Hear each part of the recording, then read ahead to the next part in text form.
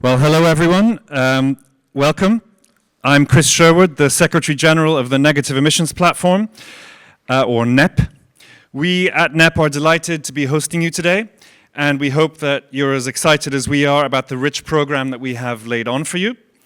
The Negative Emissions Platform is the Brussels-based industry association for permanent carbon dioxide removals.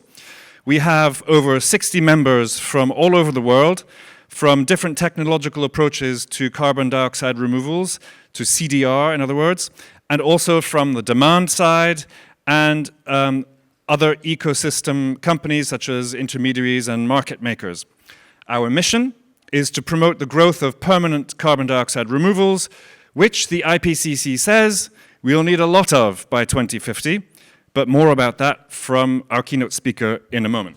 Before we start, I'd just like to draw to your attention some practical details and housekeeping measures that will make your day easier. Restrooms, which you may have noticed already, are over there and just towards the lifts. So you have to kind of go towards the lifts into that corridor, and that's where the restrooms are. You can find the code for the venue's Wi-Fi network all over. Hopefully you've got that already. If not, there are little slips of paper on the various cocktail tables. And if you also find a member of my team, they will be able to give you the Wi-Fi code too.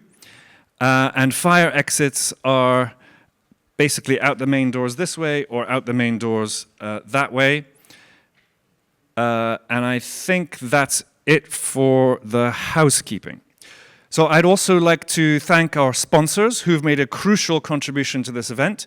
You can interact with them in the exhibition area outside the room, which is where you were just having coffee, and you'll be hearing from 3 of them in short spotlights between our main sessions. Thank you to Obrist Group, Exomad Green, Kula Technologies, A Healthier Earth, Carbon Direct, and Carbony.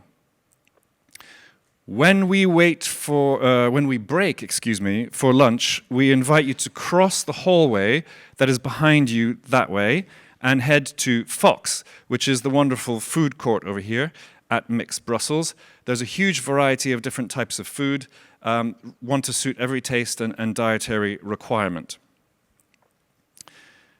So I think that's all in terms of introductory stuff, and without further ado, I'd like to introduce our keynote speaker who will kick us off today, who is Professor Myles Allen, who is the head of atmospheric, oceanic, planetary physics at Oxford University, and a very prominent scientist in the climate field.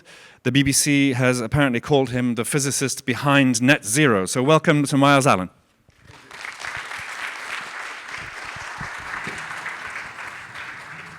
Thank you very much, Chris, and thank you very much for all attending this really important annual summit. I want to talk to you about the topic. My job as an academic is to challenge people and also to see the future.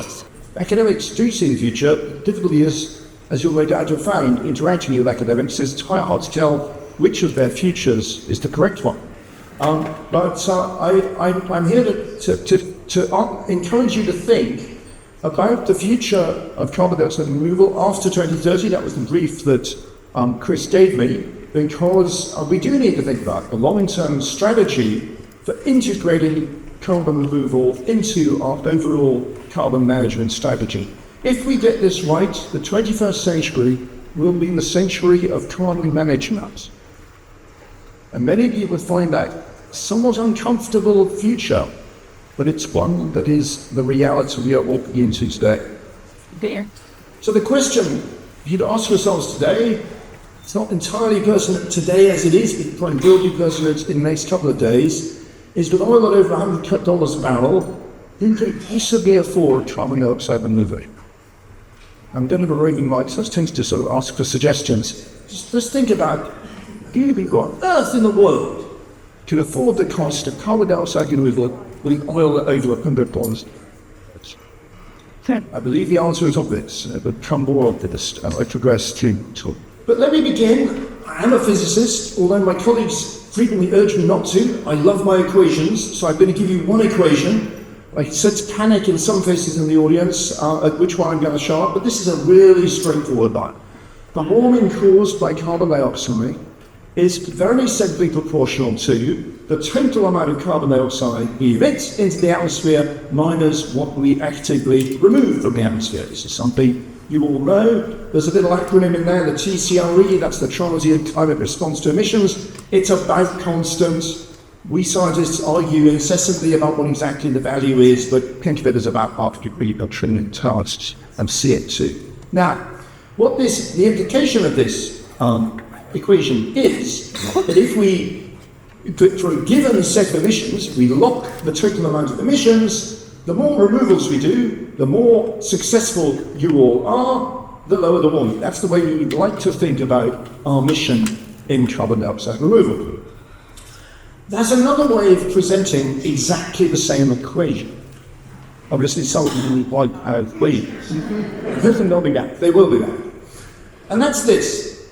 Carbon dioxide-induced warming is proportional to the amount of carbon dioxide we produce, whether or not we emit it, minus the cumulative amount of carbon dioxide we permanently dispose of. Capture and re-inject back underground, turn back into rock, return back. You all know the vast range of different permanent disposal options that are available. And okay, I hope you all realise these equations basically saying the same thing, but they focus attention on different aspects of the problem. And the same story applies. We fix the amount of carbon dioxide we produce, the amount of fossil fuels we burn, in a nutshell, then the more carbon dioxide we can dispose of, the lower the warming. This is the way we'd like to think about the problem. But there's another way, which is for a given and indeed arguably a way of thinking about these equations that is more consistent with the framing of the Paris Agreement, which is that we have already decided we want to limit warming to well below 2 degrees. So in effect, we've locked the warming. So what does that mean? Well, the more successful you are, the more carbon dioxide we'll remove from the atmosphere, the more we can emit for the same given level of warming. This suddenly makes everybody a little bit uncomfortable. Wait a minute, are you suggesting that carbon dioxide removal is enabling more emissions? Or let me put it another way.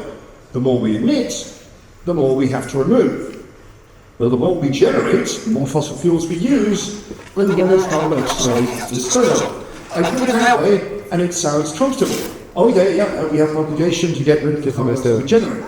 Okay? If I put it the first way, the more successful you are, the more emissions you enable, then everybody gets a bit tense. But it's the same equation. This is why I like equations, because that's the fundamental truth we are dealing with. You can play with the words and make it sound good or sound bad, depending on your audience, but at the end of the day, those are the facts. That's what we're dealing with. And we need to remember this because it has some fundamental implications for our strategy for scaling carbon dioxide removal, particularly the lower equation here, the one framed in terms of a balance between CO2 production and CO2 disposal. Let me illustrate this with the scenarios of the last Intergovernmental Panel on Climate Change report, which were the basis of the discussions in Glasgow following up on the Paris Agreement. These are the scenarios that limit warming to well below 2 degrees. The green and the purple scenarios are the sort of below 2 degree scenarios. The blue are the 1.5 degree scenarios, most of which are looking increasingly unlikely at the moment as we continue to emit. The top plume here shows you the net emissions from industrial uses, so that's fossil fuel burning, cement production, minus industrial carbon dioxide removal and disposal, so capturing carbon dioxide and mostly in these scenarios putting it back underground, although of course that's just because that's the technology which is in these models. Many of these models don't actually represent many of the more innovative forms of carbon dioxide removal that are represented here in this room. The bottom panel is notice there's an offset of 20 gigatons, so you can actually see all the lines. So it's the right-hand axis for the bottom plume. That shows you the transition from net deforestation, when it's above the line, the land use emissions of the world, to net restoration of the biosphere when it's below the line. And you can see that there is a general tendency for these scenarios to go below the line. So we do stop deforestation for many reasons, not just for climate in these scenarios, but it's crucially a relatively small. I put these on the same axes so that you can visually see the scale of the contributions. Most of the job is done by reducing the amount of carbon dioxide we produce from burning fossil fuels and increasing the amount we capture and store underground. So those are what I'm showing you here: energy and industrial process emissions in the top, active land use change in the bottom, that's. So if I can now break down by the way, I've lost track of what that number means. There's a number up here which implies that I've been talking for an hour, which I don't think is quite true. Okay, but that's terrible, because that means you've got an academic on the stage who doesn't know how long he's been talking for, which is fatal. Okay, I'll keep going, and I'm no doubt that the chair will remind me when I overrun. Okay, so if I break down the all-important top plume into the amount of carbon dioxide we produce, that's basically fossil fuel use and cement production, above the line, that doesn't go to zero. It cannot go to zero because we can't produce a negative amount of CO2. This is all of it, and so I'm putting on the same axes here the amount of carbon dioxide we capture and store permanently. So again, in these scenarios, most of that is done with BECCS, but don't let that distract you, because that's just the only carbon dioxide removal technology that was allowed in these models at the time. These models are a little bit out of date, because they were the ones run for the last IPCC assessment. The physical reality is that's just whatever technologies we have available for capturing and permanently storing CO2 back on, either underground or back into the oceans. And you can see that in scenarios that limit warming to 1.5 degrees, or close to 1.5 degrees, which are the ones that stop warming around or soon after mid-century, we achieve what we call geological net zero, which means a balance at the Earth's crust. Every single carbon atom coming out of the Earth's crust is balanced by another carbon atom going back into the Earth's crusts, or going back into equivalent permanent storage by mid-century. So that's what it takes to durably halt the rise in global temperatures, geological net zero. And if we look at the breakdown of how different interventions contribute to achieving geological net zero, or to limiting warming by 2100, if we look at contributions to avoided warming in these scenarios, so relative to the warming we would have got if we hadn't addressed the climate issue, a good 2/3 of it is reducing the amount of carbon dioxide we produce. So clearly the bulk of the solution is not producing carbon dioxide in the first place. I cannot overemphasize this. I'm sure I don't need to in this room. We have to reduce the rate at which we're producing carbon dioxide from industrial processes. But about a quarter is from capture of carbon dioxide, either from the atmosphere, as you're working on here, or where it's generated at source in carbon capture and storage, and re-injection back underground, or committal to other equally permanent storage mechanisms. About 10% is delivered by reversing deforestation, those lines that I showed you going from positive to negative in the offset line on that first panel. Now this matters because, and by the way, those are the stats in the scenarios. We are not, in case you hadn't noticed, we are not following those scenarios, and the amount of carbon we can avoid, the amount of emissions, net emissions we can avoid using the biosphere is limited, because we only have one biosphere and we have other uses for it as well. So if we fix that 10% and we fail to avoid that 65% of fossil combustion, of fossil carbon combustion, then the only way of balancing it is by increasing the amount of permanent carbon dioxide disposal. So that makes it even more evident just how important permanent disposal of carbon dioxide is. And you'll notice I'm using disposal rather than removal a lot in this talk, and that's because I think we need to think about that way of reframing the problem, integrating removals into carbon management. The reason this matters is if we look at the trillions of dollars that is being spent on the energy transition, almost all of it is being spent on reducing the amount of carbon dioxide we produce. Investing in electrifying transport, energy, power grids, renewable energy, and so on. These are the big contributors to the energy transition at the moment. Less than 1% of it is being spent on increasing the amount of carbon dioxide we capture and dispose of permanently. So I'm not saying it's most of the solution, far from it. It's less than half of the challenge, the amount of warming we can avoid by disposing of carbon dioxide is probably less than half the amount we would sensibly avoid by not producing that carbon dioxide in the first place. But it's not 1%. And it's getting only a tiny amount of the investment at the moment. And this is a message that has to get through to decision makers in this space, because there's a massive mismatch between the amount we are relying on carbon dioxide disposal and the amount we're actually investing in doing it. So what can these scenarios tell us about the challenge of transitioning to geological net zero?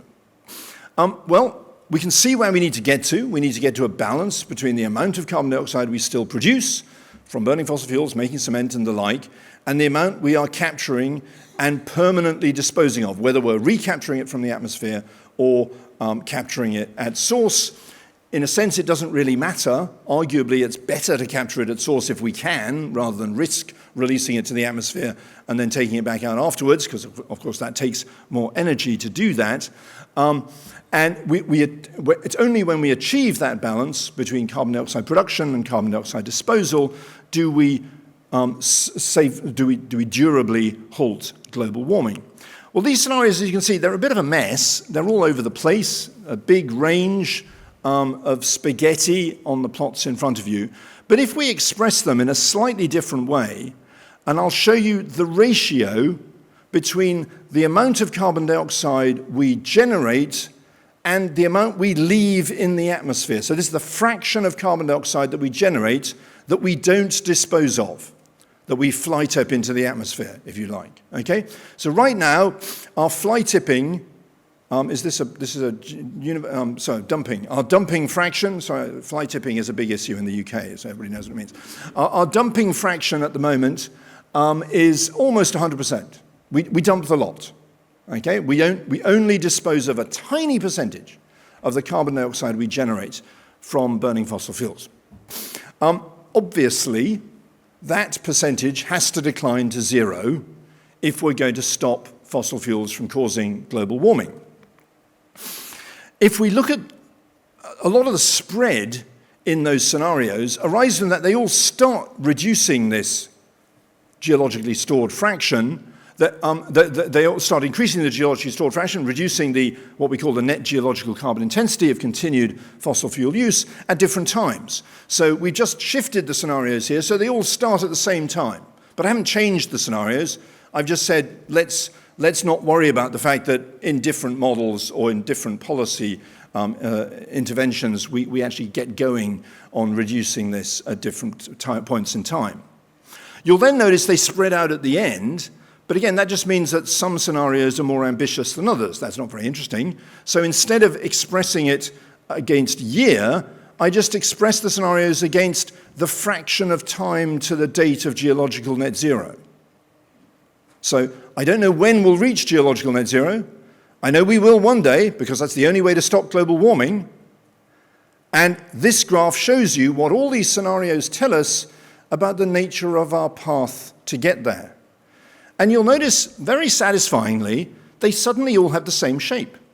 And they have exactly the same shape you would expect. If I was to throw this clicker, I won't, don't worry, off the podium, it would just follow a neat parabola down onto the carpet. It's the same shape that Galileo's cannonball would have taken if he'd thrown it off the leaning tower of Pisa. Okay? It's a very natural shape for a curve to adopt. And I love the fact that all these economists have worked very hard and ended up with a curve that any physicist would have predicted in about 2 minutes. So, if we know what it takes to stop fossil fuels from causing global warming before the world stops using fossil fuels. And if anybody tells you that's not what we want to do, we want to stop using fossil fuels, and that's how we're going to solve the problem of global warming, then tell them they're being very pessimistic. Because if we don't stop global warming before the world stops using fossil fuels, it'll be a very warm world by then. The world will still be using fossil fuels for the foreseeable future. This is totally clear from all the scenarios and from anybody who just looks around at the moment. So we need to stop fossil fuels from causing global warming before the world stops using fossil fuels. And this is where, of course, all of you come in. And to do that by 2050, which of course is the European Union's goal, we need to be capturing and disposing of 4% of the carbon dioxide we generate from continued use of fossil fuels and manufacture of cement and industrial processes and so on by 2030. 16% by 2035, 36% by 2040. You can see I'm just following that quadratic. Galileo would have been able to work this out very easily. 64% by 2045 and 100% by 2050. You can do the maths in your head. That's the neat part of this part of the talk. Now, we can get to 4% with projects based on point source capture, like the Porthos project being developed in the Netherlands. But to get to 100%, there will be carbon dioxide that's being generated from practices like aviation, which will totally depend on you capturing carbon dioxide back out of the atmosphere. Apologies that I have an American example here, but many other carbon dioxide removal opportunities are available here. And if there's anybody from 1.5 in the room, I'm sure they'll be happy that this is the example I've chosen. But anyway, I just realized that as I was going through, I thought, oh, I've not got a European, could have put a European one. So apologies to Climeworks and everybody else. But it illustrates the point. In order to get to 100%, we need to be recapturing carbon dioxide from the atmosphere. Now, the European Union has set a target, a storage target for 2030 of 50 million tons of CO2 per year. And that represents 3% of the European Union's continued production of fossil origin carbon dioxide in 2030.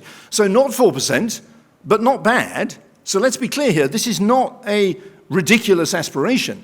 We're not on track, but we're not that far off if we crack on and get on with developing that storage capacity. And I know there's people in the room who are fighting to make sure that that commitment actually happens. So what we need to do, and what I'm really urging you all to do, is to think about how we can integrate carbon dioxide removals into a century of sustainable carbon management. We need to manage the carbon dioxide we will generate beyond what we can afford to dump in the atmosphere. We've probably already reached the point where we've dumped enough in the atmosphere. Every ton of carbon dioxide we generate from now on, or certainly from within a few years, is going to have to be disposed of somehow, safely, and not just left in the atmosphere to affect the climate for future generations. And what that means is we need to reduce the amount of fossil fuels we use, obviously, that's the top priority. We need to reverse deforestation for all kinds of reasons, biodiversity, food production, so many reasons why we need to stop the degradation of our biosphere. But we also need to restore the excess CO2 that we will generate beyond our limits to the geosphere, either through carbon capture at source, CCS, or by carbon dioxide removal. And now, the reason I'm emphasizing this, the reason I've really sort of focused on this in this talk is because carbon dioxide removal advocates have typically been quite reluctant to associate with those oily folks who deal with CCS. Yeah? Oh no, we don't do point source capture. That's somebody else's job. Okay? And even worse, nobody wants to admit that carbon dioxide removal, there's any link whatsoever with success in carbon dioxide removal and the licensing of new oil and gas production. But remember those equations at the beginning. Of course there's a link. If we're going to use oil and gas going forward into the future, we are going to have to dispose of the carbon dioxide it generates. So that responsibility, if you're going to bring carbon dioxide into the system, you have a responsibility to get rid of it. We have to establish that link. And it's all too convenient for the fossil fuel industry to be able to say, oh, carbon dioxide removal, that's a social activity that somebody else pays for. It's nothing to do with us. We have to establish this tie between carbon dioxide generation and carbon dioxide, a responsibility for carbon dioxide disposal. And this is best done. Well, to come back to the question I asked at the beginning of this talk, who can afford to do this? The answer, with oil at nudging $100 a barrel, is obvious. It's the oil and gas industry. They've got the money to actually pay for the disposal of the CO2 generated by the products they sell. And unless we can establish that principle, what we might call the principle of upstream geological balance, meaning if you take carbon dioxide atoms, if you take carbon atoms out of the ground, you've got to dispose of them permanently. Either back into the ground or permanent geochemical storage, or I won't go through all the gamut of disposal options. You all know what those are. But it's got to be geological timescale disposal. Without that, without establishing that principle, that link between ongoing generation of carbon dioxide and a responsibility to get rid of it, which arguably already exists in European law, because we have a principle of extended producer responsibility already, there will be no scalable and fair funding model for effective carbon dioxide removal. So that's what we need to be thinking about, how we can convince our policymakers that they have to make this link. Policymakers at the moment in the European Union, they want more oil and gas, desperately, okay? But what they're not connecting in their minds at the moment, perhaps some are, but at the moment, most are not making a connection between, if we're going to get more oil and gas, we're going to need to get rid of that CO2. And we've got to make that link in policymakers' heads. Yes, go seek out more oil and gas, but think about what's going to happen to the CO2 it generates. And we saw this. The reason I know that policymakers are not thinking about this at the moment is we saw graphically in the Santa Marta meeting just last month about transitioning away from fossil fuels, that fossil fuel non-proliferation treaty calls for a just transition, non-proliferation meaning no new oil and gas exploration, and a fair phase-out. And then there's various phrasings of this. But one thing you'll notice is the first one and the last one look rather similar. With all these treaties, they always want 3 pillars. Everybody likes there to be 3 pillars. But looking at that, it looks to me as if they've really duplicated one pillar of just transition and a fair phase-out in order to get 3. So I have a suggestion for what they could do instead for their 3rd pillar of a fossil fuel non-proliferation treaty, taking inspiration from the original nuclear non-proliferation treaty, which is the principle of safe civilian use of fossil fuels. Use in which the carbon dioxide does not get left in the atmosphere, but is captured either at source or, with the technologies represented in this room, back out of the atmosphere and permanently disposed of by mid-century. Requiring upstream geological balance is the most robust imaginable funding model for permanent carbon dioxide removal. And that's the thought I want to leave you with. Thank you.